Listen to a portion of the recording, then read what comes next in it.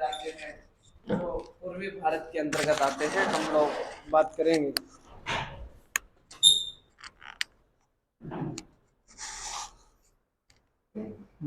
Start है क्या? ठीक है।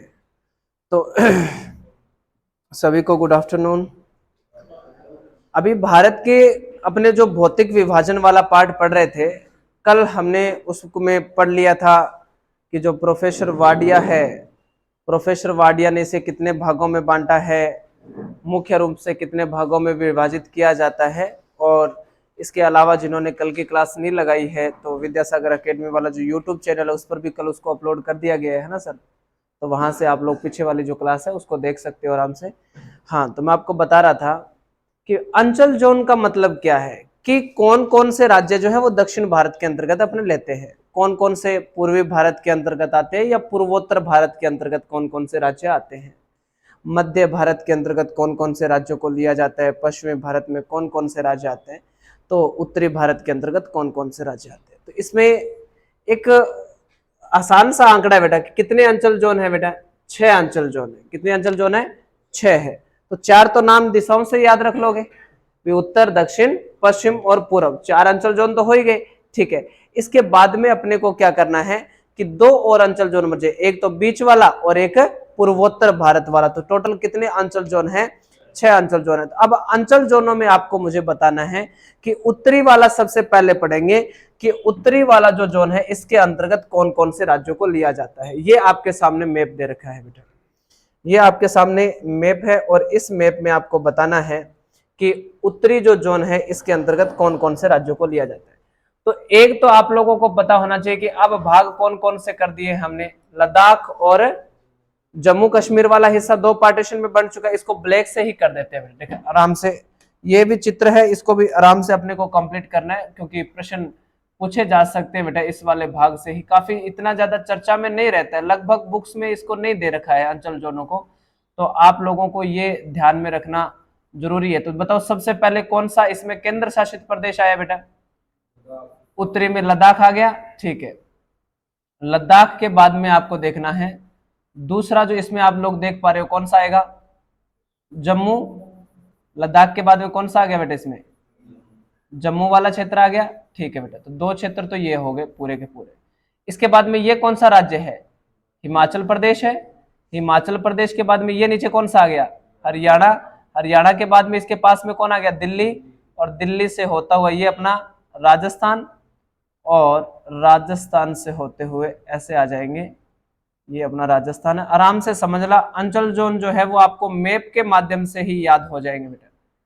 तो अब आप मेरे को बता सकते हो कि कितने राज्य, कौन कौन से राज्य और आए हैं इसमें। तो देखो जम्मू कश्मीर वाला क्षेत्र आ गया, हिमाचल प्रदेश वाला, पंजाब वाला क्षेत्र आ गया ना बेटा, हरियाणा भी इसी में आ गया है, और दिल्ली भी इसी में आ गया है, और चंडीगढ़ भी इसी क्षेत्र के अंतर्गत आ गया।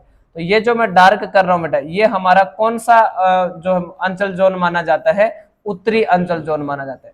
क्योंकि अब इसमें 2 जो राज्य है ना बेटा, अगर अपने सीधा सोचते कभी ये तो हम अंदाजे से ही कर लेंगे कभी उत्तरी में कौन कौन से आते हैं, तो देखो उत्तराखंड उत्तर में आ रहा है ना बेटा, लेकिन उत्तराखंड उत्तरी जोन के अंतर्गत तो नहीं आ रहा है, हिमाचल प्रदेश आ रहा है। इसके बाद में बात करें, अब राजस्थान कोई उत्तरी में लग थोड़ी रहा है अपने को, लेकिन राजस्थान को किस जोन के अंतर्गत रखा गया है बेटा? उत्तरी जोन के अंतर्गत रखा गया है। आगे बात समझ में? तो ये हमारा पहला जोन है, कौन सा? उत्तरी जोन। ठीक है बेटा, ये हो जाएगा अपना उत्तरी जोन हो जाएगा। लेकिन बात करें पश्चिमी की, तो अब देखो एक तो कौन सा बच गया? गुजरात। एक कौन सा बच गया? महाराष्ट्र। और एक कौन सा बच गया? गोवा। कितने जिले बच गए बेटा? कितने राज्य बच गए? 3। और एक आप लोगों को देखना पड़ेगा यहां पर, दमन एवं द्वीप दादर एवं नागर हवेली वाला जो क्षेत्र आता है, तो इसको अपने कौन सा जोन मानेंगे बेटा? पश्चिमी जोन मान लेंगे। ये वाला जो जोन दिख रहा है येलो कलर वाला, ये आपका पश्चिमी जोन आ जाएगा। आराम से समझते रहना बेटा इसको, ये पश्चिमी जोन देख लो आपका इस प्रकार से चलेगा। यहां से महाराष्ट्र को पश्चिमी जोन में रखा गया है, और इसके बाद में कर्नाटक नहीं है बेटा इसमें, ठीक है। और कौन आ जाएगा इसमें? गोवा जरूर इसमें शामिल किया गया है। तो ये गोवा वाला जो हिस्सा है ये अंचल जोन के अंतर्गत आता है, तो इसको भी अपने पूरा कवर कर देते हैं येलो से, पूरा येलो। तो ये हमारा अंचल। आपके पास मैप है क्या इंडिया के? दिए हुए हैं क्या, या आप खुद के ही है? ठीक है। हाँ वैसे साथ साथ में बना लोगे तो कोई दिक्कत नहीं है, बट एक बार समझ लो अच्छे से, कुछ नहीं बनाना, आराम से बैठे रहोगे साहब। उसके बाद में मैं लिस्ट जो बनवाऊंगा ना भी कौन कौन से राज्यों को हमने इस मैप में कवर कर लिया है, तो वो फिर आप लोग लिख लेना, सीधे के सीधे याद कर लेना, मैप में मैं आपको यहाँ बता ही दे रहा हूँ। तो ये वाला कौन सा आएगा बेटा हमारा, पश्चिमी, इसको क्या बोलेंगे हम लोग, पश्चिमी अंचल जोन इसको बोल दिया जाएगा। ठीक है, ये पश्चिमी हो गया। अब देखो इसके बाद में कौन सा बच गया बेटा, ये वाला भाग कौन सा है, कर्नाटक है, केरल है, तमिलनाडु है, तेलंगाना है, और कौन सा है, आंध्र प्रदेश। समझ गए बेटा। तो ये वाला कौन सा भाग आ गया, अब दक्षिणी भाग आ गया ना। तो ये जो सारे जिले अपने को, सारे सारे जो राज्य दिख रहे हैं बेटा, ये कौन से के अंतर्गत कर देंगे अपने, ये, हाँ ये यहां से होते हुए यहां से ऐसे आंध्र प्रदेश को लेना है बेटा। इसमें आंध्र प्रदेश आ जाएगा तो तेलंगाना तो इसके साथ ऑटोमेटिकली आ जाएगा। ठीक है, दमन एवं द्वीप भी तो आ गया इसी में, सॉरी पांडुचेरी आ गया ना, पांडुचेरी हमारा जो केंद्र शासित प्रदेश है, बस इसको कवर कर देते हैं। ये वाला जो है ये हमारा दक्षिणी अंचल जोन के अंतर्गत आता है। क्योंकि ये इसलिए डार्क कर रहे हैं बेटा कि थोड़ा सा आप इसको ध्यान, आप पढ़ते हो ना मनोविज्ञान में पढ़ते हो चाहे साइंस में पढ़ते हो कि भी 7 सेकंड किसी को एक लगातार अपने देखते हैं तो वो कौन काम करना शुरू कर देता है, हाइपोथैलेमस, है ना। तो फिर इसको आप लोग देख रहे हो 7 सेकंड तक, तो आपको इसमें पता चल जाएगा भी कौन कौन से इसमें राज्य आ रहे हैं। ठीक है, नहीं नहीं वो नहीं होता है, तो इससे तो ठीक है, हो जाए तो अच्छी बात ही है, भारत से हो जाए तो ठीक, अच्छी बात है, तो इसमें गलत कौन सी बात है बताओ। पर आपको ऐसे से होते थोड़ी है, हाँ पढ़ाई से हो जाए तो फिर और चाहिए क्या होता है। ठीक है, ये लो बेटा, ये हमारा कौन सा हो जाएगा बेटा, दक्षिणी अंचल जोन हो जाएगा। ओके, अब बात रही कौन से छोर की, पूर्वी छोर की। अब आप लोगों को पता है कि ये जो सिक्किम है, असम, अरुणाचल प्रदेश वाला ये वाला हिस्सा, ये तो कौन से के अंतर्गत आएगा, हाँ पूर्वोत्तर के अंतर्गत आएगा। लेकिन अब अपने को बात करनी है मध्य की, पहले मध्य को लेते हुए चलते हैं। तो मध्य में कौन आता है हमारा, उत्तराखंड, उत्तर प्रदेश, और कौन सा आ जाएगा, और कौन आ जाएगा, छत्तीसगढ़। कौन सा क्षेत्र आ जाएगा, छत्तीसगढ़। अब अपने मध्यवर्ती में बात करेंगे, मध्य प्रदेश, छत्तीसगढ़, उत्तर प्रदेश और उत्तराखंड वाला जो क्षेत्र है ये आएगा। तो इसको भी अपने एक कलर से क्या कर देते हैं, कवर कर देते हैं। ठीक है, देखो आराम से देखना, ये वाला जो क्षेत्र है, उत्तराखंड आ गया, उत्तर प्रदेश आ गया, और उत्तर प्रदेश के झारखंड को नहीं लिया बेटा हमने, ठीक है ना, अपने को बिहार को लिया है, सीधा छत्तीसगढ़ को लिया। तो ये पूरा जो क्षेत्र है ये हमारा कौन सा जोन होगा, मध्य, मध्यवर्ती अंचल जोन वाला हो जाए। नाम तो याद होगी बेटा, उत्तर, दक्षिण, पश्चिम, पूर्व, और कौन सा वाला भाग हो जाएगा, दो वाले भाग वो हो जाएगा। ठीक है,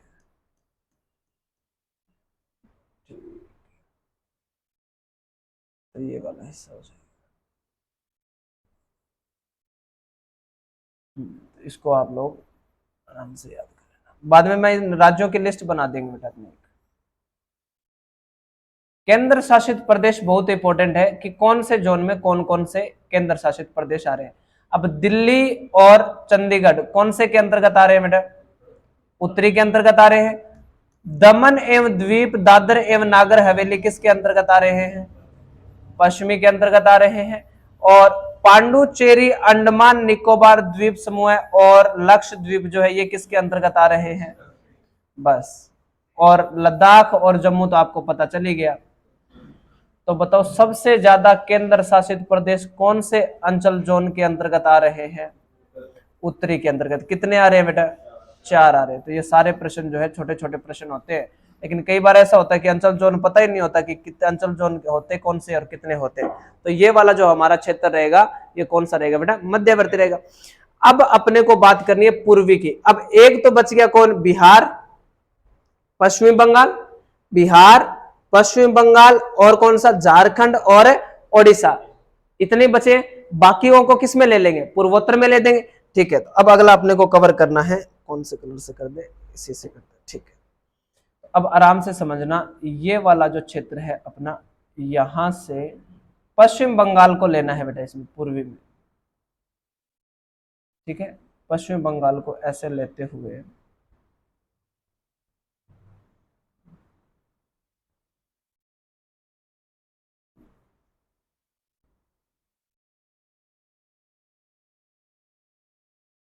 ये क्षेत्र पूरे का पूरा, और ये ओडिशा वाला क्षेत्र हो गया आपका। तो ओडिशा भी पूरा का पूरा जो है वो बेटा इसी अंचल जोन के अंतर्गत आएगा। कौन सा जोन है बेटा ये हमारा, पश्चिमी या पूर्वी? इसको बोलेंगे अपने पूर्वी अंचल जोन। तो ये आपका हो जाएगा पूर्वी अंचल जोन। ठीक है, पूर्वी अंचल जोन। थोड़ा सा टाइम तो लगता है बेटा मैपिंग में, पर याद अच्छे से हो जाएंगे। अब आपको अंचल जोन के जितने भी राज्य हैं, केंद्र शासित प्रदेश है, वो लिखेंगे ना अपने उनके नाम, तो अच्छे से आप लोगों के समझ में आए हुए होंगे। ठीक है, तो ये वाला क्षेत्र हो गया आपका पूर्व वाला। ये पूर्व है, पूर्वोत्तर नहीं, अभी पूर्वोत्तर वाला हिस्सा अपना अलग से पड़ा है। तो पूर्वोत्तर वाला जो हिस्सा है उसको अपने कर देते हैं।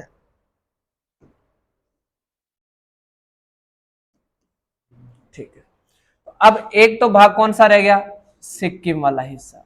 एक तो विशेष तौर से सिक्किम को लेना है। सिक्किम के बाद में असम, अरुणाचल प्रदेश वाला हिस्सा हो जाएगा, नागालैंड, मणिपुर, मिजोरम, त्रिपुरा और मेघालय। ये इतना जो क्षेत्र है ये कौन से जोन के अंतर्गत आ जाएगा, ये पूर्वोत्तर के अंतर्गत आ जाएगा। बस ये आपके 6 अंचल जोन है, इनको भी आपको अब की बार याद रखना है बेटा, क्योंकि एक सिंपल सा प्रश्न बन सकता है कि जो है नवीनतम जो जो हमारे केंद्र शासित प्रदेश है, लद्दाख और जम्मू कश्मीर वाला हिस्सा है, ये कौन से जोन के अंतर्गत आते हैं। अगर ऐसा प्रश्न भी पूछ लिया जाता है तो भी दिक्कत न हो। तो ये हमारे सारे के सारे क्या हो गए, अंचल जोन हो गए। ठीक है बेटा, अब इसको अपने, ये तो आपको पता चल ही गया अभी ये कौन से कितने हो जाएंगे, 6 हो जाएंगे। अब लिख देते हैं इनके नाम। तो सबसे पहले वाला जो भाग है इसका नाम क्या है भाई,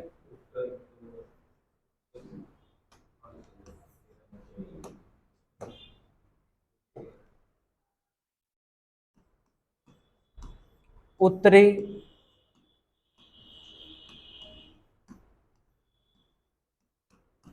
अंचल जोन।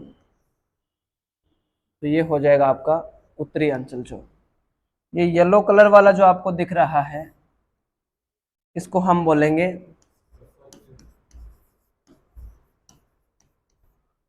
पश्चिमी अंचल जोन। पश्चिमी अंचल जोन, ये वाला जो है ये हमारा हो जाएगा दक्षिणी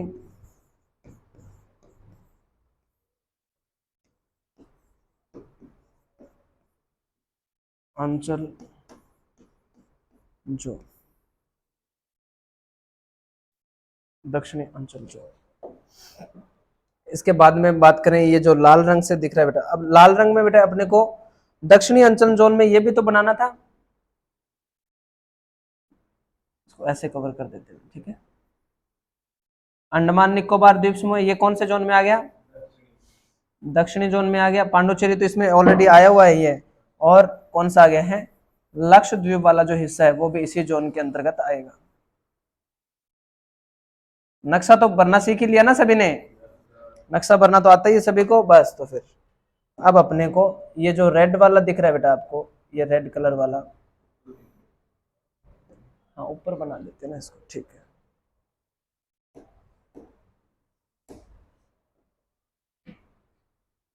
ये वाला हो जाएगा अपना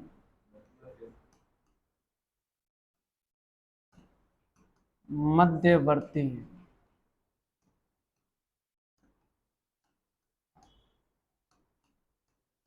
अंचल जोन। ये मध्यवर्ती अंचल जोन हो गया। ठीक है, और ये वाला जो आपको दिख रहा है ये वाला कौन सा हो जाएगा,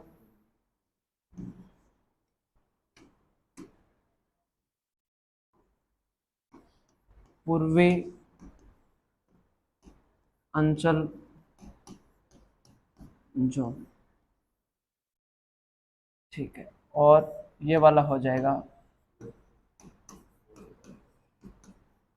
पूर्वोत्तर अंचल जोन। बना लो फटाफट, नंबर 1 पेज है। ठीक है, हेडिंग लगानी है तो लगा देते हैं भारत के 6 अंचल जोन, भारत के 6 अंचल जोन।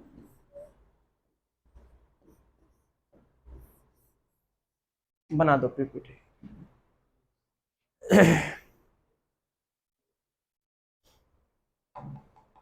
और वो तो आपको पता है नेपाल और भूटान हो ही जाएंगे अलग अलग। विद्यासागर अकेडमी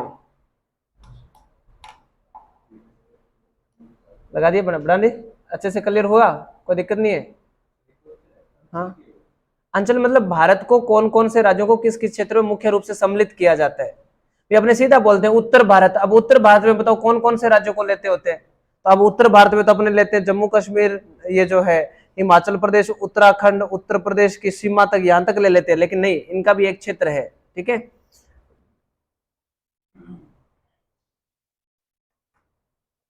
हो गया कंप्लीट। ओके, अब आपको मेरे साथ साथ में इनको कंप्लीट करना है, और कंप्लीट करना है अपने को कि जो हमने अंचल जोन बनाए हैं, ठीक है बेटा, जो हमने अंचल जोन बनाए हैं उनमें कौन कौन से हमने राज्यों को सम्मिलित किया है, ये आप मेरे को साथ साथ में बताओगे। ठीक है,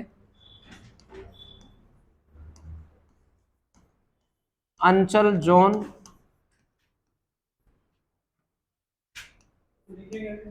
एक मिनट बेटा, एम उनमें शामिल राज्य, अंचल जोन एवं उनमें सम्मिलित लिख दो, या शामिल राज्य कौन कौन से हैं, तो वो अपने को करना है। ओके, तो अंचल जोन एवं उनमें शामिल राज्य, आप साथ साथ में एक बार, कोई बात नहीं, फोटो बना लेना, बाद में लिख लेना घर जाके, कोई बात नहीं। ठीक है, अब आप मेरे को बस सबसे पहला राज्य, सबसे पहला कौन सा अंचल जोन पढ़ेंगे? उत्तरी अंचल जोन, उत्तरी अंचल जोन। उत्तरी अंचल जोन में बताओ बेटा, सबसे पहले तो लिख देते हैं अपने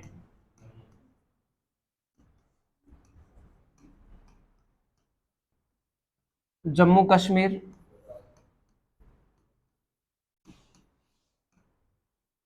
लद्दाख,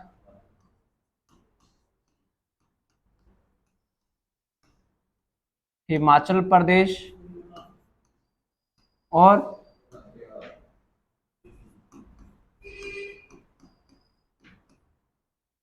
हरियाणा,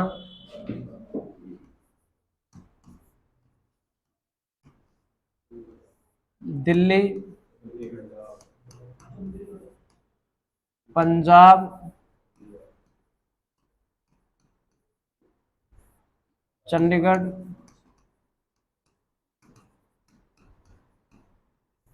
और राजस्थान। समझ गए? ये सारे जो राज्य हैं ये हमने कौन से जोन में शामिल किए? उत्तरी अंचल जोन में शामिल किए। ठीक है, दूसरा जो हमारा अंचल जोन रहेगा वो रहेगा बेटा हमारा, मध्य करोगे, पश्चिमी कर लेते हैं, चलो ठीक, पश्चिमी अंचल जोन। बताओ भाई,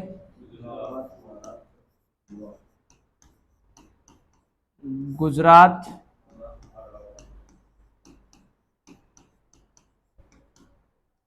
महाराष्ट्र, गोवा,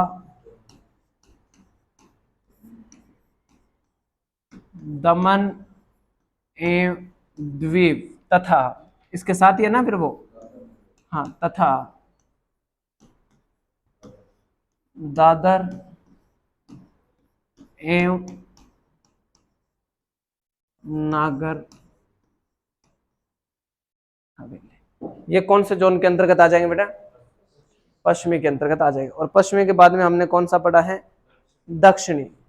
पश्चिमी के बाद में हमने कौन सा पढ़ा है? दक्षिणी जोन। ठीक है, अब आप मेरे को बताओगे कि दक्षिणी जोन के अंतर्गत कौन कौन से आते हैं।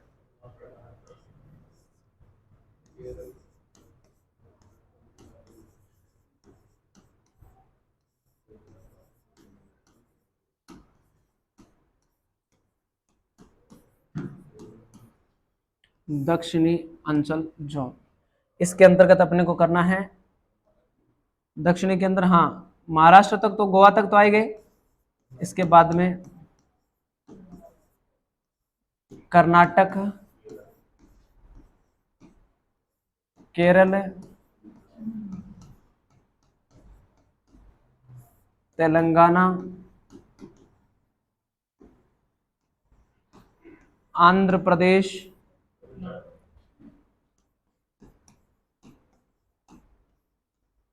तमिलनाडु, हाँ शाबाश, 3 केंद्र शासित प्रदेश इसमें आएंगे। लक्षद्वीप, अंडमान निकोबार द्वीप समूह है। और एक और कौन सा आ जाएगा, पांडुचेरी लिख दो या बेटा इसको पुदुचेरी लिख दो, एक ही बात है। ये इतने जो क्षेत्र आएंगे वो हमारे कौन से जोन में आ जाएंगे बेटा, दक्षिणी के अंतर्गत आ जाएंगे। इसके बाद में हम बात करें कौन सा जोन आएगा बेटा, मध्यवर्ती की बात कर लेते हैं, ठीक है। चौथा हो जाएगा हमारा मध्यवर्ती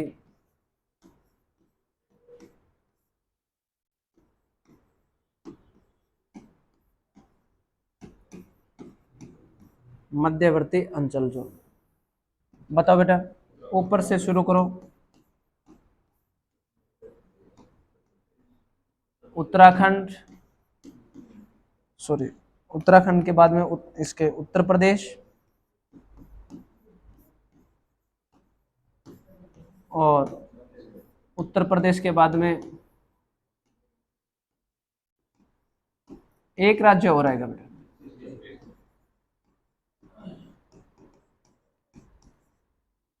छत्तीसगढ़, ठीक है। तो ये आपके कितने हो गए, 4 है ना। 4 अंचल जोन आपके इस पर सेट हो जाएगा, बस एक पेज पे। हाँ, ये हो गया, ये आपका नंबर 2 पेज है। अभी दोनों के साथ ही बनवा देंगे, ठीक है। नंबर 2, और कौन कौन से रह गए बेटा,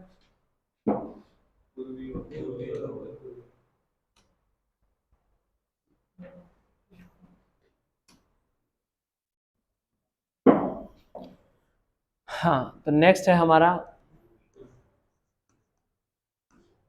पूर्वी अंचल जोन। तो बताओ भाई, बिहार,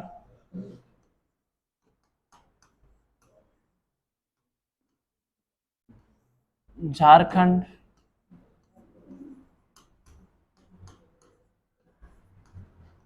पश्चिम बंगाल, और कौन सा हो जाएगा बेटा, उड़ीसा, ठीक है। अब कौन सा बच गया, हाँ पूर्वोत्तर बोल सकते हैं इसको। तो एक बच गया हमारा 5 नंबर, 6 नंबर है ना ये, 6 नंबर, ये 5 नंबर है बेटा, ठीक है। 6 नंबर है हमारा पूर्वोत्तर अंचल जोन, पूर्वोत्तर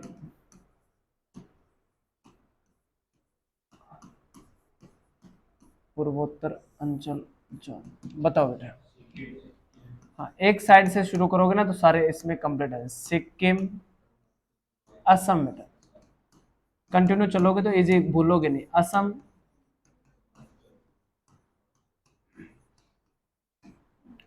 अरुणाचल प्रदेश, इसके बाद में आ जाएगा नागालैंड, मणिपुर, मिजोरम, त्रिपुरा, असम आ गया बेटा, और मेघालय। बस ये आपके 6 अंचल जोन है।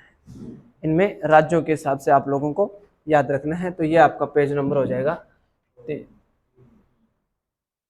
ठीक, ओके। तो देखो कल की क्लास में हम लोगों ने पढ़ा था, ट्रांस हिमालय हम लोग पढ़ रहे थे, है ना। ठीक है, तो हेडिंग लगाई ट्रांस हिमालय की।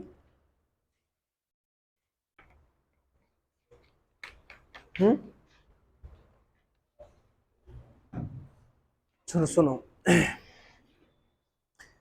उत्तर पर्वतीय प्रदेश के अंतर्गत हमारा जो सबसे पहला पार्ट रहता है वो रहता है ट्रांस हिमालय। सबसे पहला पार्ट कौन सा है हमारा? ट्रांस हिमालय का है। ठीक है, तो ट्रांस हिमालय को वैसे तो कल हम लोगों ने थोड़ा शुरू कर लिया था, तो कुछ हम लाइनें उसमें पढ़ी थी, लेकिन कोई बात नहीं, सारे विद्यार्थी आराम से पहले ट्रांस हिमालय को समझ लीजिए और उसके बाद में अपने जो है इसको पढ़ने वाले हैं।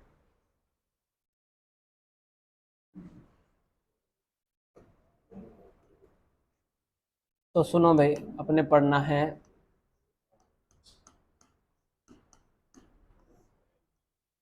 ट्रांस हिमालय। ट्रांस हिमालय का एक नाम और भी है बेटा। ट्रांस हिमालय को हम लोग क्या कहते हैं? पार हिमालय भी कहते हैं। ट्रांस हिमालय को पार मतलब भारत से भी इसका बाहर इसका विस्तार है, तो आप इसको पार हिमालय, और तिब्बत में इसका कैलाश पर्वत आता है बेटा, तो इसको क्या कहा जाता है? तिब्बती हिमालय भी कहते हैं। ट्रांस हिमालय को किन किन नामों से जाना जाता है बेटा? ट्रांस हिमालय को पार हिमालय तथा तिब्बती हिमालय के नाम से भी जाना जाता है। तो ये सारी चीजें जो है वो आपको याद रखनी है, ये आपके ट्रांस हिमालय के नाम है। ठीक है, अब ट्रांस हिमालय जो है इसकी हमने दो बातें पढ़ी कल। पहली बात तो इसकी हम लोगों ने पढ़ी कि ये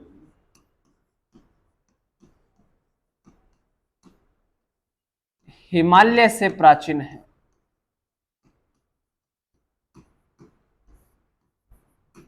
पहली बात इसकी क्या है बेटा कि ये जो हिमालय है उससे क्या है, ये जो श्रेणी है ये उससे प्राचीन है। कल हमने तीन भाग बनाए थे उत्तर पर्वतीय प्रदेश के, कौन कौन से? ट्रांस हिमालय, हिमालय और पूर्वोत्तर की पहाड़ियां।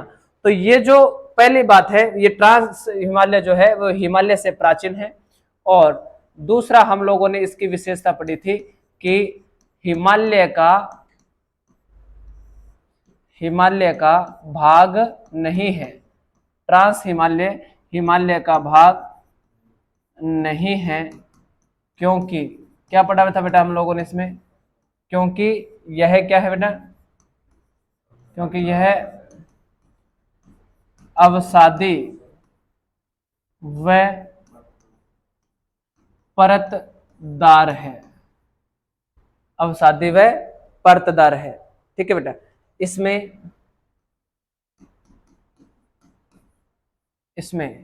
क्या पाए जाएंगे बेटा? जीवाश्म खनिजों की प्रधानता है। इस बार पेपर में आया ना प्रश्न बेटा, खनिजों से, या खनिजों से तो क्या आया था, वो तो ऊर्जा संसाधन से पूछा गया था ना। झारिया किस राज्य में है? झारखंड में। और हम लोगों ने पढ़ा था ऊर्जा संसाधन, जिस दिन पढ़े थे हम लोगों ने कि ये जो कोयले की जो खाने हैं, तो ये झारिया हम लोगों ने पढ़ा था। तो जीवाश्म खनिज कौन से होते हैं आपको पता हो तो? जैसे कोयला है, कोयला कैसा खनिज है बेटा? जीवाश्म खनिज है एक प्रकार का। तो हमने क्या पढ़ा था कि आग्नेय जो चट्टानें होती है उनमें जीवाश्म नहीं पाए जाते। जीवाश्म कौन सी चट्टानों का उदाहरण होते हैं? अवसादी चट्टानों का उदाहरण होते हैं। तो अवसादी चट्टानें जहां होगी वहां पर क्या पाए जाएंगे? जीवाश्म पाए जाएंगे। तो सीधी सी बात है कि हिमालय का भाग नहीं है ट्रांस हिमालय, क्योंकि ये अवसादी व परतदार है। तो इसमें कौन से खनिजों की प्रधानता रहती है बेटा? हाँ, जीवाश्म खनिजों की प्रधानता रहती है। जैसे लद्दाख श्रेणी में, जैसे लद्दाख श्रेणी में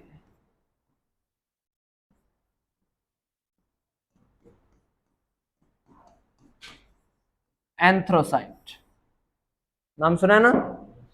एंथ्रोसाइट, जैसे लद्दाख श्रेणी में एंथ्रोसाइट कोयला पाया जाता है। तो ये आप लोगों के लिए उदाहरण रह गया, ठीक है, पाया जाता है। अब अगली जो इसकी विशेषता है वो कल हम लोगों ने फिर से पढ़ी थी कि ट्रांस हिमालय को 4 भागों में, कितने भागों में बेटा, 4 भागों में अपने इसको पढ़ते हैं ट्रांस हिमालय को, जिसमें 4 भाग हो जाएंगे हमारे। सबसे पहला मैंने आपको बताया था काराकोरम श्रेणी, या इसके लिए मैंने एक नाम और भी बताया था आपको, इसको महाभारत में किस नाम से जाना जाता था, कृष्णगिरी श्रेणी कहते थे इसे, ठीक है बेटा, पहली जो श्रेणी है। दूसरी जो इसकी श्रेणी आएगी उस श्रेणी का नाम है लद्दाख श्रेणी, इसी श्रेणी में पाया जाता है एंथ्रोसाइट कोयला। इसके बाद में तीसरी जो श्रेणी आती है वो आती है जास्कर श्रेणी, और जास्कर श्रेणी के बाद एक जो है तिब्बत में आती है वो आती है कैलाश श्रेणी, तो कैलाश श्रेणी आती है, ठीक है बेटा। तो अब इसमें क्या क्या इंपॉर्टेंस है वो आप लोगों को पढ़नी है कि काराकोरम ये जो 4 श्रेणियां हैं इनकी क्या क्या महत्ता है, कौन कौन से इसमें चोटियां, जैसे अब की बार आप लोगों के चोटियों का क्रम पूछा गया था, इनकी ऊंचाई किसे लेकर पूछा गया था कि भी जो है नंदा देवी है उसकी ऊंचाई कितनी है ना, तो मकालू मसालू की जो है वो ऊंचाई को लेकर प्रश्न पूछा गया था। तो हम ट्रांस हिमालय की चर्चा करते हैं। देखो इंडिया के मैप में तो कल हम लोगों ने ट्रांस हिमालय को बना ही लिया था, बट आज अपने चर्चा कर लेते हैं, इसमें और भी ऑप्शन होते हैं क्या, टूल्स, और कोई ऑप्शन नहीं आते क्या इसमें,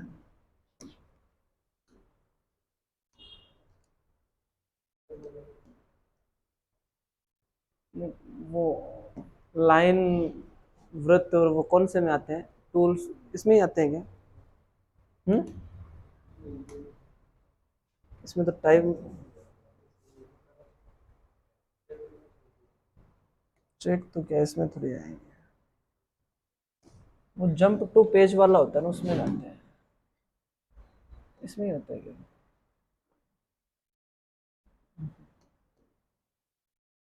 चलो कोई बात नहीं, बना लेते हैं अपने, ठीक है, बस इतनी सी तो बनानी थी अपने को।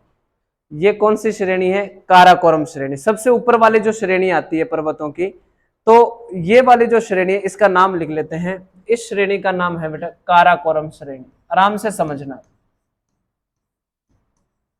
काराकोरम श्रेणी। ये भारत की सबसे उत्तरी पर्वत श्रेणी है, सबसे ऊपरी ऊपर, एशिया इसके बाद में ऊपर, एशिया का जो भाग है वो शुरू हो जाता है, मतलब भारत भी एशिया में आता है लेकिन भारत से ऊपरी एशिया जो बाला भाग है वो शुरू हो जाता है इस काराकोरम श्रेणी से। अब इस काराकोरम श्रेणी का विस्तार अगर हम लोग देखें ना, तो इसका विस्तार शुरू होता है बेटा, ये वाला जो क्षेत्र है ना, इतना ये वाला जो क्षेत्र है, इस क्षेत्र का नाम है पीओके।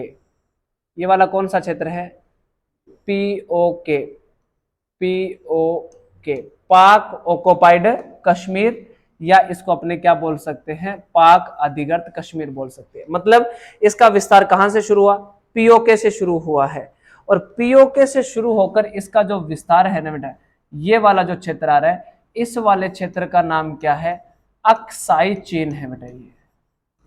ये वाला भाग कौन सा है, अक्साई चीन है। अब अक्साई चीन समझ गए ना, अक्साई चीन कौन सा भाग है, चीन का, भारत का वो वाला हिस्सा जिस पर किसका अधिकार है, तिब्बत, या जो सॉरी चीन का जिस पर अधिकार है वो अक्साई चीन कहलाता है। तो इसमें सबसे पहले है ना, इस वाले क्षेत्र में यहां जो चोटी आती है, इस चोटी का नाम क्या है बेटा, पीओके में काराकोरम श्रेणी में जो चोटी आती है इसका नाम क्या है, K2, शाबाश, इसका नाम क्या है, K2 चोटी है बेटा ये, या इसको क्या कहते हैं अपने, गॉडविन ऑस्टिन के नाम से जाना जाता है, ये आपको याद रखना है, ठीक है। तो इसका एक बार शॉर्ट में लिख लेते हैं, K2।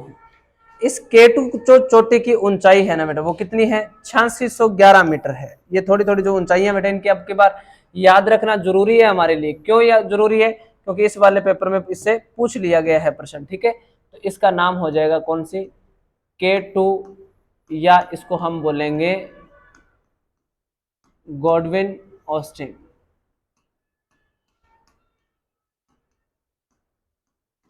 गॉडविन ऑस्टिन 8611 मीटर ऊंची है। ये आपको याद रखना है। कितनी ऊंची है ये? 8611 मीटर ऊंची है। एक याद रखो कि जो हमारे विश्व की सबसे ऊंची चोटी है उसकी हम लगभग कितनी मानते हैं? 8850 मीटर मानते हैं। माउंट एवरेस्ट की टोटल ऊंचाई जो है वो कितनी है? 8850 मीटर है। मतलब 8850 मीटर, कई जगह 48 भी लिखा हुआ आता है। तो इसके बाद में ये कितनी ऊंची आई है? 8611। तो आप देखो, अगर ये विश्व की सबसे ऊंची चोटी है, ये विश्व की पहली है, तो ये कौन सी हो जाएगी बेटा? दूसरी। और ये जो K2 चोटी है ना, ये भारत की सबसे ऊंची चोटी है, विश्व की दूसरी सबसे ऊंची चोटी है, जबकि भारत की, ये आपको याद रखना है वर्ड, ठीक है ना। भारत की सबसे ऊंची चोटी कौन सी है? K2 है या गॉडविन ऑस्टिन है। क्योंकि भारत में यदि पढ़ेंगे, भारत में सबसे ऊंची अगर हम लोग चर्चा करेंगे तो वो कौन सी होगी? भारत में सबसे ऊंची चोटी कंचनजंगा। कौन सी हो जाएगी बेटा? कंचनजंगा सिक्किम में। तो तीनों बातें एक बार वापस से बोलो। विश्व की सबसे ऊंची चोटी कौन सी है? माउंट एवरेस्ट, ठीक है। भारत की सबसे ऊंची चोटी कौन सी है? K2 या गॉडविन ऑस्टिन। भारत में सबसे ऊंची चोटी कंचनजंगा। भारत में सबसे ऊंची चोटी कौन सी हो जाएगी? कंचनजंगा हो जाएगी। लेकिन विश्व की दूसरी सबसे ऊंची चोटी, विश्व की दूसरी सबसे ऊंची चोटी कौन सी हो जाएगी बेटा? K2 हो जाएगी, ठीक है। बाकी तीसरी चौथी की भी हम लोग बात करेंगे, बट एक बार ये जितने इसके प्रश्न थे वो हम लोगों ने कर लिए। अब देखो, इस पर्वतमाला में काफी सारे ग्लेशियर आते हैं। ग्लेशियर मतलब बर्फ के पहाड़ आते हैं। तो देखो, इसमें मान लेते हैं कि ये वाला जो आपको ग्लेशियर दिख रहा है ना, इस ग्लेशियर का नाम क्या है? हिंडन ग्लेशियर। कौन सा ग्लेशियर है बेटा ये? अब की बार इनके सारे नाम जो बेटा आपको याद करने हैं कि कौन कौन से ग्लेशियर आते हैं, क्योंकि आपको एक भिन्न पूछ लिया जाएगा तो भी समस्या हो जाएगी बेटा। इस ग्लेशियर का नाम है हिंडन ग्लेशियर। दूसरा जो आपको ग्लेशियर दिख रहा है, इस ग्लेशियर का नाम है हिस्पर ग्लेशियर। हिंडन ग्लेशियर है, और ये जो दूसरा ग्लेशियर है इसका नाम है हिस्पर ग्लेशियर है। इसके बाद में तीसरा जो आपको ये ग्लेशियर दिख रहा है, इसका नाम है ब्रॉडबिक ग्लेशियर। इसका नाम हो जाएगा ब्रॉडबिक ग्लेशियर।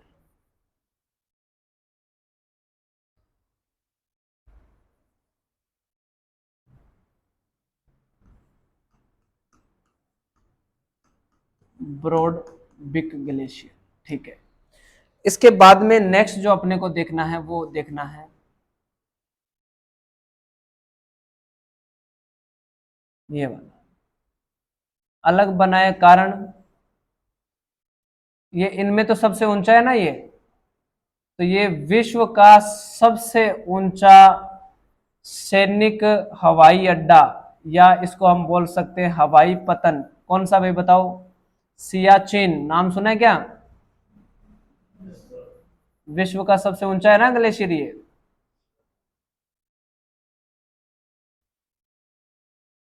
विश्व का सबसे बड़ा युद्ध स्थल है, सॉरी, ये लो, इसका नाम है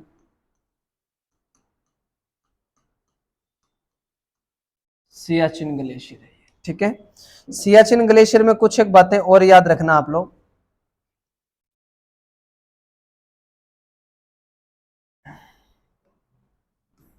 इधर जो सीमा लगती है इसके पीओके,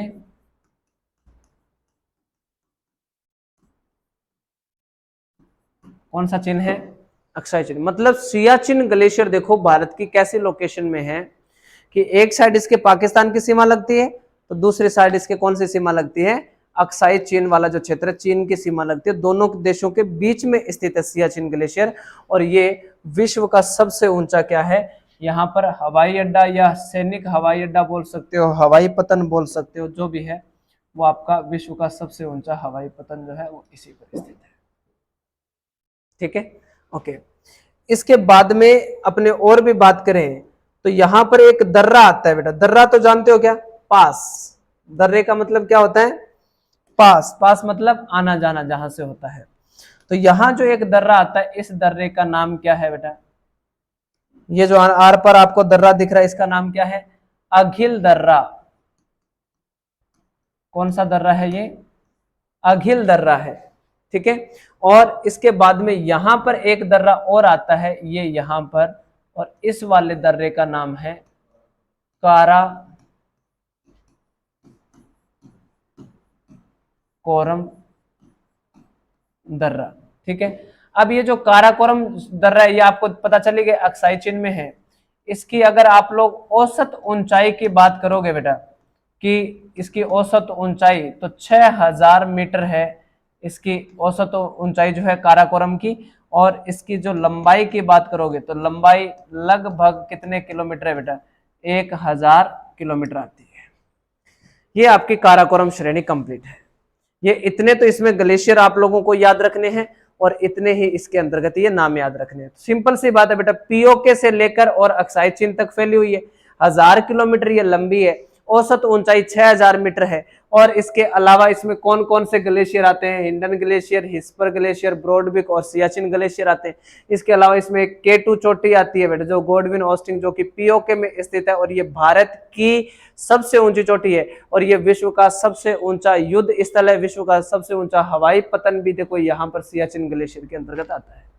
ठीक है, इसके बाद में देखें, इससे नीचे शुरू होती है कौन सी, लद्दाख श्रेणी। एक बार सुन लो, कौन सी श्रेणी है बेटा, ये लद्दाख श्रेणी आती है। लेकिन लद्दाख श्रेणी और ये जो आपकी काराकोरम श्रेणी है, इन दोनों के मध्य एक पठार स्थित है, जिसको अपने क्या कहते हैं, लद्दाख का पठार कहते हैं बेटा। इसको जिसको अपने क्या कहते हैं, लद्दाख का पठार कहते हैं। ठीक है, तो ये इतना मान लेते हैं हम लोग कि ये आपका लद्दाख का पठार है। तो लद्दाख के पठार की क्या विशेषता है बताओ भाई, भारत का सबसे ऊंचा पठार कौन सा, लद्दाख का पठार। तो विश्व का सबसे ऊंचा कौन सा है, तिब्बत का पठार। और विश्व का सबसे बड़ा पठार, पामीर का पठार। ठीक है, जिसको रूफ ऑफ द वर्ल्ड के नाम से भी जाना जाता है। तो ये हो जाएगा हमारा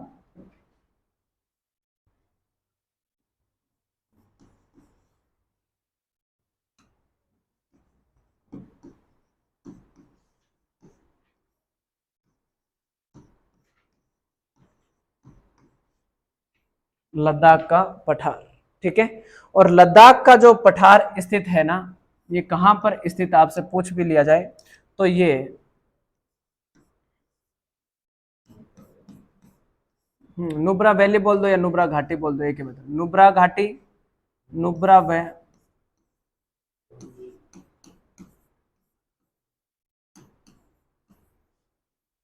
पुंगा घाटी, दो गहरे भाग है बेटा। नुब्रा घाटी, नुब्रा नदी भी है यहाँ से बहती है, तो नुब्रा नदी और पुंगा नदी जो नदी है, उनकी जो घाटियां हैं उनके बीच में स्थित है कौन सा पठार, लद्दाख का पठार। ये जो नुब्रा घाटी है ना आपकी, ये जो नुब्रा घाटी है, इस नुब्रा घाटी को हम कहते हैं फूलों की घाटी।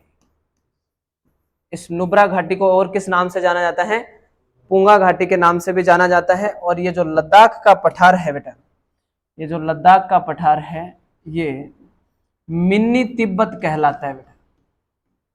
क्या कहलाता है ये, मिनी तिब्बत का पठार कहलाता है, मिनी तिब्बत पठार। अब मिनी तिब्बत पठार का मतलब क्या हुआ, मिनी तिब्बत पठार का मतलब हुआ कि विश्व का सबसे ऊंचा जो पठार है वो कौन सा है, तिब्बत का पठार है। विश्व का सबसे ऊंचा पठार तिब्बत का पठार है। तो भारत का सबसे ऊंचा पठार कौन सा हुआ, लद्दाख का पठार, तो इसलिए हमने कौन सा इसको क्या दे दिया, छोटा तिब्बत, मतलब मिनी तिब्बत पठार इसको हम लोगों ने कह दिया मैंने। और ये भारत का सबसे ऊंचा पठार है।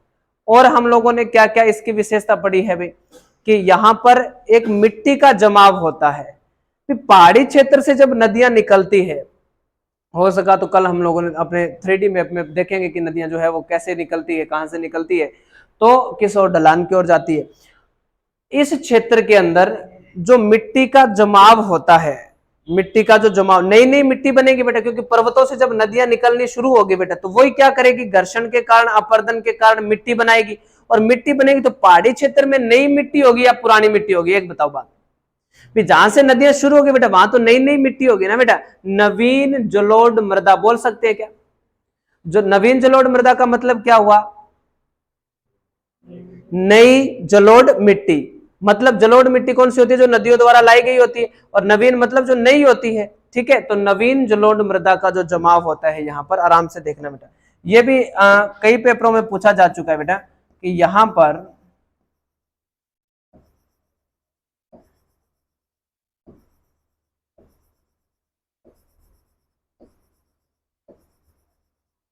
ये है करेवा बोलते हैं बेटा, इसको क्या बोला जाता है, करेवा,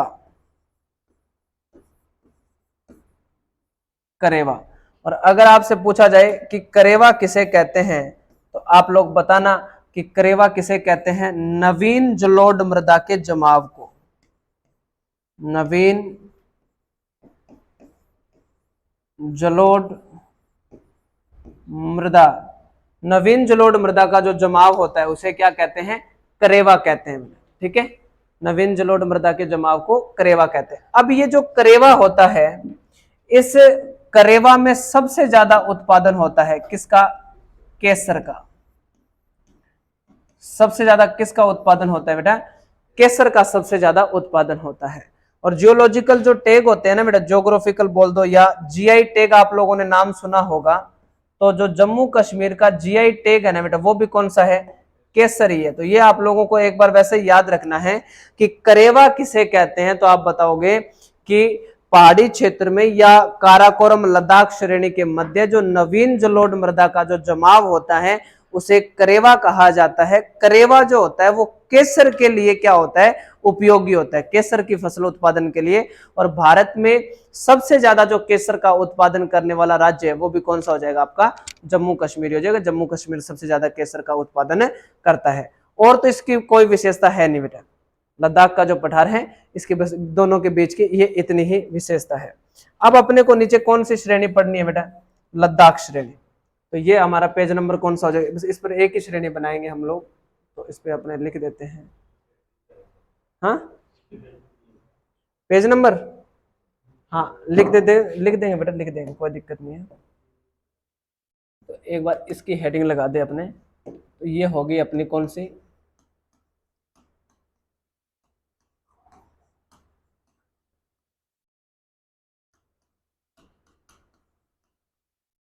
काराकोरम श्रेणी। बस ठीक है। तो पिछले पेज पर अगर नंबर नहीं लगा हुआ है, तो इससे पीछे वाला देखिए 3,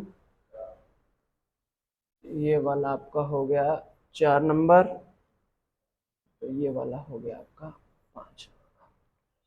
और अब चलेंगे अपने छठे पेज पर। चलो, कौन सी श्रेणी पढ़नी है, जास्कर श्रेणी, सॉरी कौन सी श्रेणी, लद्दाख श्रेणी। तो देखो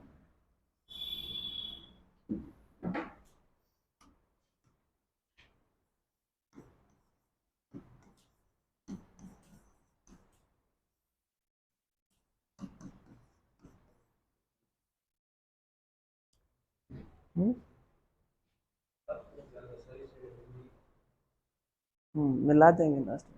लास्ट में तो सारे विषय एक ही हो जाते हैं ना, सारे विषय। अभी आप कोई कोई से विषय लास्ट में तो आते हैं, बस एक नाम ही आता है पीएचडी है ना, या एमफिल, तो सारे विषय इकट्ठे हो जाते हैं। तो ये तो श्रेणी है, इकट्ठी हो जाएगी। ठीक है बेटा, ओके कोई बात नहीं। देखो इतने आगे चल रहे हो क्या योगेश, देखो इसमें जो सबसे पहला ग्लेशियर आएगा ना बेटा, इस सबसे पहले ग्लेशियर का नाम है बेफो ग्लेशियर। इंपॉर्टेंट है ये ग्लेशियर, याद रखने इनको, और याद हो जाएंगे बेटा, कोई दिक्कत ही नहीं है। वो दोनों है से शुरू हो रहे थे, हिस्पर और हिंडन ग्लेशियर। ये दोनों बे से शुरू होंगे, बेफो और बाल्टेरा ग्लेशियर। ठीक है, इस ग्लेशियर का नाम है बेफो ग्लेशियर। अब आपसे पूछ लिया जाए कि बेफो ग्लेशियर कौन सी श्रेणी में स्थित है, चार ऑप्शन दे देंगे, काराकोरम, दूसरा दे दे लद्दाख, तीसरा दे दे जास्कर और चौथा दे दे कैलाश श्रेणी। तो कौन सी में हो जाएगा, लद्दाख श्रेणी में हो जाएगा। दूसरा जो ग्लेशियर आएगा उसका नाम क्या है, बाल्टेरा। दूसरा जो ग्लेशियर है उसका नाम हो जाएगा बाल्टेरा ग्लेशियर।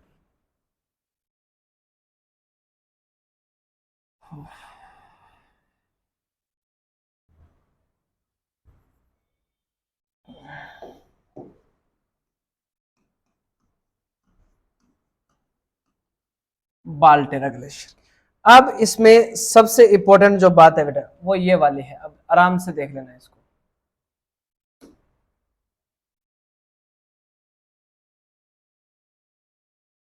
ठीक है, इस चोटी का नाम क्या है, राकापोशी। इस चोटी का नाम क्या है बेटा, राकापोशी। राकापोशी का मतलब है कि राका का मतलब तो पर्वतीय होता है वैसे तो, और पोष का मतलब होता है ढकना। अपने बोलते हैं ना बेटा मेज पोष, तो पोष का मतलब ही क्या होता है, ढकना। तो ये वर्ष भर किससे ढकी रहती है, बर्फ से ढकी रहती है। राकापोशी जो चोटी है ना बेटा, ये वर्ष भर बर्फ से ढकी रहती है, और बर्फ से ढकी रहने के कारण इसको राकापोशी कहते हैं। और ये विश्व की सबसे तीव्र ढाल वाली चोटी है। इसमें आप लोगों को दिख रहा होगा ना, ये विश्व की क्या है, सबसे तीव्र ढाल वाली चोटी है। तो इसका नाम क्या है बेटा, राकापोशी।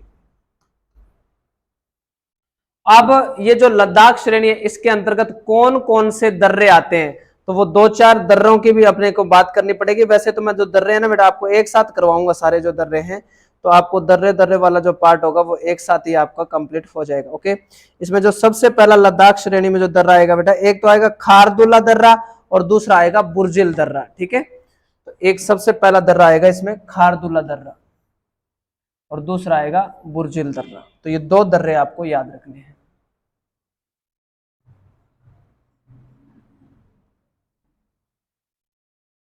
बस ये दो दर्रे आपको याद रखने हैं। ये वाला जो दर्रा है, इस वाले दर्रे का नाम है खारदुल्ला दर्रा, और ये वाला जो दर्रा है इस वाले का नाम है बुर्जिल दर्रा। कौन सा दर्रा हो जाएगा, बुर्जिल दर्रा। बस ये दोनों जो दर्रे हैं। अब ये जो आपका खारदुल्ला दर्रा है ना बेटा, ये लेह को नुब्रा घाटी से जोड़ देता है।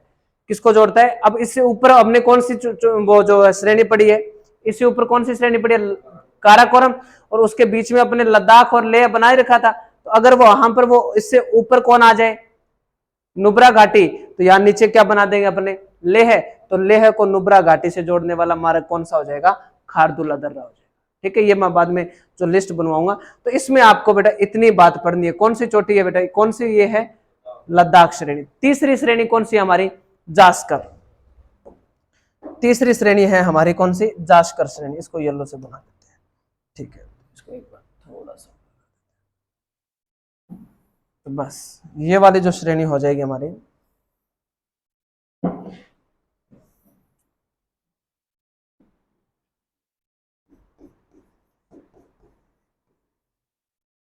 जास्कर श्रेणी हो जाएगी। ठीक है, और ये जो जास्कर श्रेणी है इसमें अपने को दो मुख्यतः क्या पढ़ने, सिर्फ और सिर्फ दर्रे ही पढ़ने हैं बेटा। कौन कौन से दर्रे आएंगे बेटा, एक तो इसमें आएगा जोजिल दर्रा, और दूसरा इसमें दर्रा आ जाएगा बारालाचा दर्रा। बस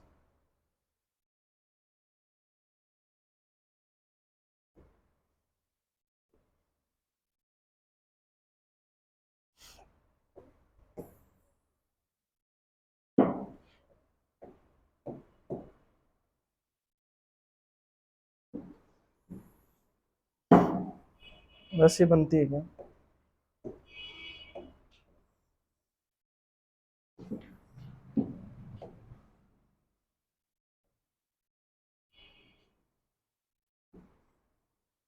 ठीक है। ये जो इसमें जास्कर श्रेणी है और जास्कर श्रेणी में जो ये दर्रे हैं, इस दर्रे का नाम है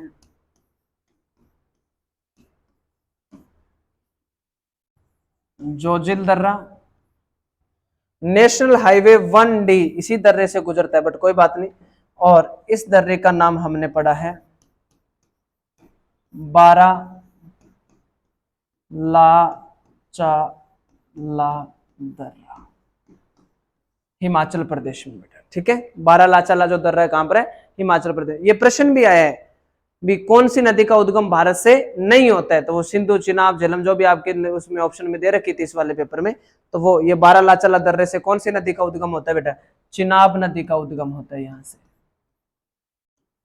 चंद्र और भागा आपको करवाई हुई थी क्या? चिनाब नदी। तो चिनाब नदी का उद्गम जो होता है वो इस बारालाचाला दर्रे से होता है। और इसके बाद में बात करें ना, नेक्स्ट पेज ले लेते हैं। तो नेक्स्ट पेज पे अपने बात कर लेते हैं कौन सी श्रेणी की? कैलाश श्रेणी की। और कैलाश श्रेणी तो आप लोगों को पता है बेटा कहां पर है? तिब्बत में है ना।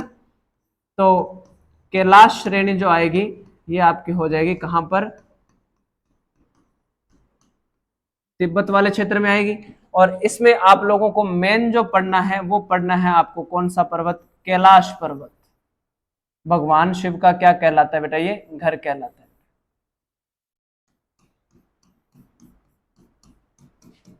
तो इसका नाम हो जाएगा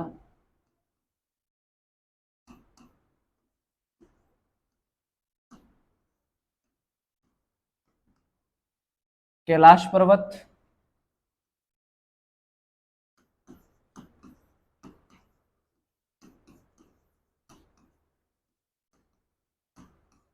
भगवान शिव का घर कहलाता है बेटा। इसके पास में एक ग्लेशियर और आता है बेटा, इस ग्लेशियर का नाम है, कोई बताएगा क्या? कैलाश श्रेणी में ये सबसे इंपॉर्टेंट है ये वाला।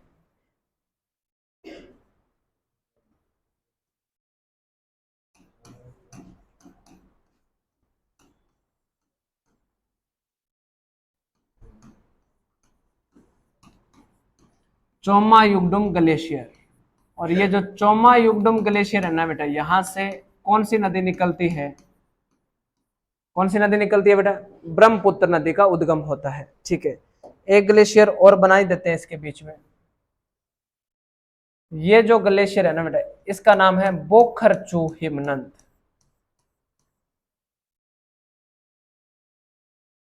अब नाम तो ऐसे ही है बेटा इनके, कोई इलाज नहीं है। बोखर चू हिमनद है ये। ठीक है, बोखर चू हिमनद, बस ये ग्लेशियर इनके पास में ही यहां पर स्थित है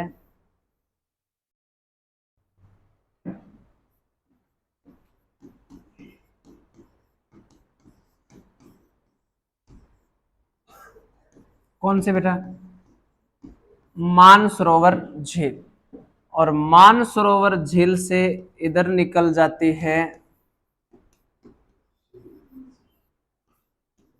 सिंधु नदी। यहां एक स्थान है वैसे तो, राक्षस ताल, यहां से निकल जाती है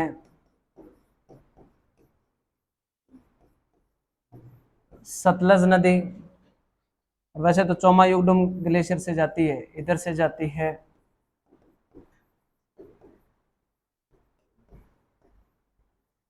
बस। ये आपकी हो गई पूरे के पूरे, कौन सा हिस्सा हो गया? ट्रांस हिमालय वाला हिस्सा हो गया। तो ये पेज नंबर कौन सा हो जाएगा बेटा? 7। ये पेज नंबर आपका हो जाएगा 7। पहले फोटो बना लो, उसके बाद एक बार रिपीट कर लेते हैं। कितने पेज तक बनाई हुई है? ये बनाया, ये वाला, ये तो बनाई हुई सभी की। ठीक है, अब बनाओ। आराम से बना लो बस।